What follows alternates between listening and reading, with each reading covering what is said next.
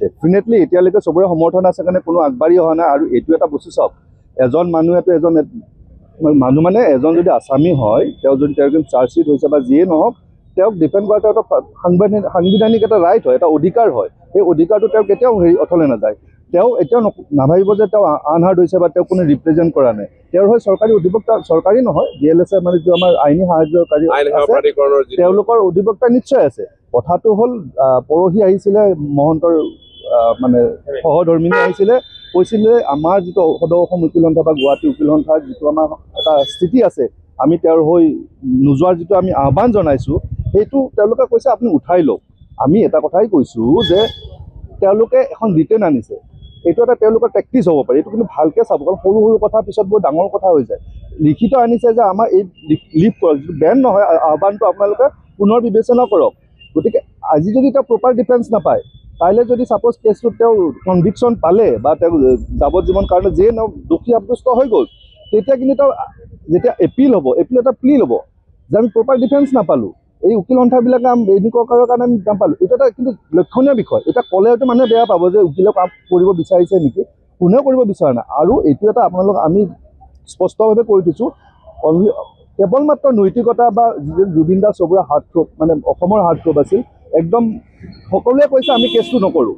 আমাৰ ফালৰ পৰা জাষ্ট আহ্বান আছিলে যে আপোনালোকে পাৰিলে কেছটো নকৰিব, আৰু কৰিলেতো আমি একো কৰিব নোৱাৰোঁ। এইটো চবেই জানে, আৰু অধিবক্তাসকলে নিজে অহা নাই।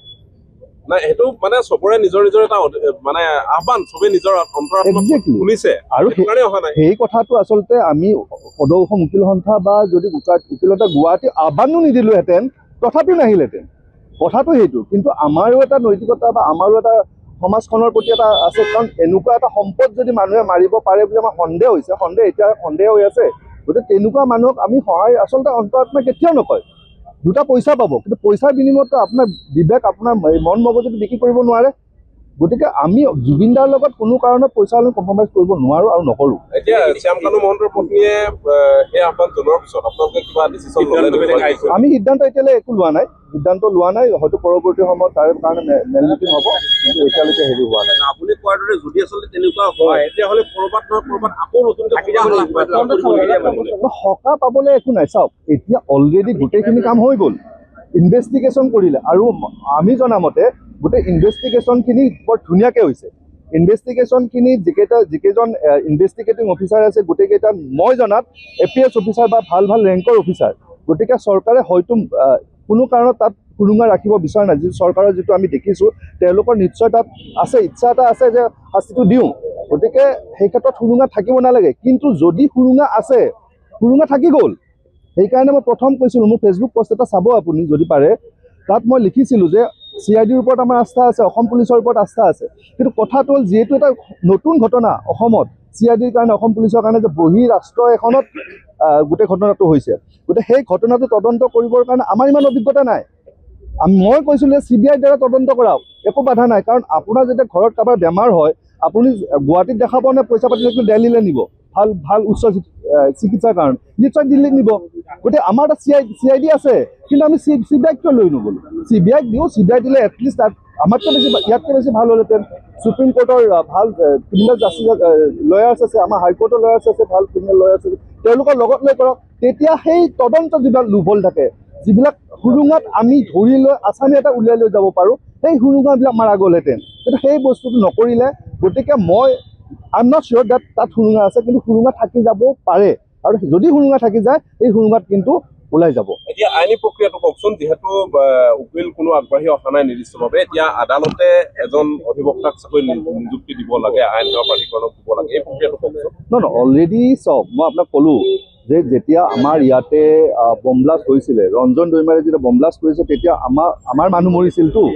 সেই সময়ত আমি পূৰা বয়কটে কৰিলোঁ, তেওঁক আমি কোনো কেছ নকৰিলোঁ। কিন্তু যেদিনাখন তেওঁক ধৰি আনি প্ৰডিউচ কৰিলে CJM কোৰ্টত, তেতিয়া CJM এটা ভুল হৈছিলে, আৰু যিয়ে নহওক তেওঁ আনহাৰ্ড হৈছিলে, তেওঁৰ হৈ কোনো অধিবক্তা নাছিলে। কিন্তু সেইটো হ'ব নালাগে সাংবিধানিক মতে। আৰু তেতিয়াৰ পৰাই এইটো ছিষ্টেম চলিলে যে কোনোবা যদি আপোনাক আছামী এজন যায় হাকিমৰ ওচৰত, প্ৰথম সুধিব আপোনাৰ এডভোকেট আছে নাই। যদি কয় এডভোকেট নাই, তেতিয়াহ'লে সেই আইন অধিকাৰীৰ পৰা এজন এডভোকেট নিয়োগ কৰে। এখেতৰ ক্ষেত্ৰতো, শ্যামকানুহঁতৰ ক্ষেত্ৰতো চৰকাৰী নহয়, আইন সহকাৰী অধিবক্তা নিয়োগ কৰিছে। তেওঁক আনহাৰ্ড হৈ থকা নাই, তেওঁ নুশুনাকৈ থকা নাই, অধিবক্তা নিশ্চয় আছে, কিন্তু তেওঁলোকৰ পচন্দৰ এডভোকেট ল'ব পৰা নাই। প্ৰব্লেমটো তেওঁলোকৰ তাতহে হৈছে।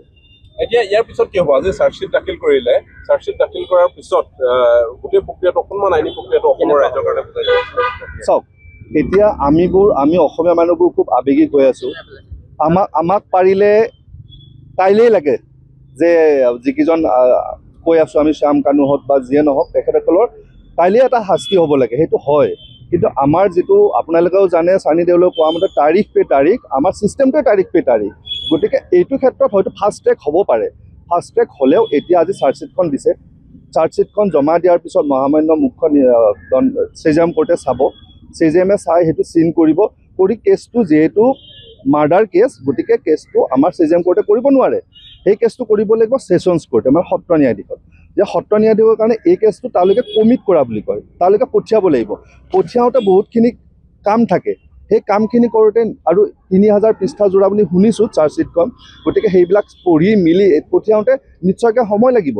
কিন্তু এইটোও জানিব পাৰিছোঁ, আমাৰ যিজন বৰ্তমান মুখ্য ন্যায়িক দণ্ডাধীশ আছে, তেওঁ যথেষ্টখিনি স্মাৰ্ট আৰু অলপ এক্টিভ হয়। তেওঁ অলৰেডি কামবিলাক কিছু পৰিমাণে আগবঢ়াইছে, চ' ডেট এই কেছটো সোনকালে কমিট কৰিব পাৰে। গতিকে সেইটো আমি আশা কৰিব পাৰোঁ, তেওঁ যিমান পাৰে সিমান সোনকালে, ধৰক যদি 15 দিনৰ ভিতৰতো পাৰে ছেছনত কমিট হ'ব।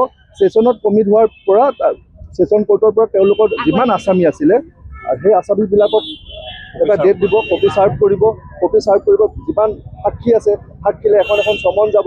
সেই চমন গৈ যে প্ৰথম দিনতে সাক্ষী আহিব সেইটো কথা নহয়, তাতে বহুত টেকনিকেল পাৰ্চন আছে, টেকনিকেল পাৰ্চন আহিব, ফৰেঞ্চিকৰ মানুহ আহিব লাগিব, এইটো বহুত এটা আৰু সাক্ষী বাহিৰৰ পৰা আহিব লাগিব আছে। কিন্তু এটা কথা ঠিক, কৰোঁ বুলি যদি ইচ্ছা কৰে চব কৰিব পাৰে। এখন যদি স্পেচিয়েল কোৰ্ট বহাই দিয়ে যে জুবিন গাৰ্গৰ এইটো বিচাৰৰ কাৰণে স্পেচিয়েল কোৰ্ট হ'ব, ডে টু ডে হিয়াৰিং হ'ব, তেতিয়াহ'লেতো মই কওঁ যে 2 মাহত কেছ হ'ব। আকৌ চাৰ্জ ফ্ৰেমৰ কথা আছে ইয়াত।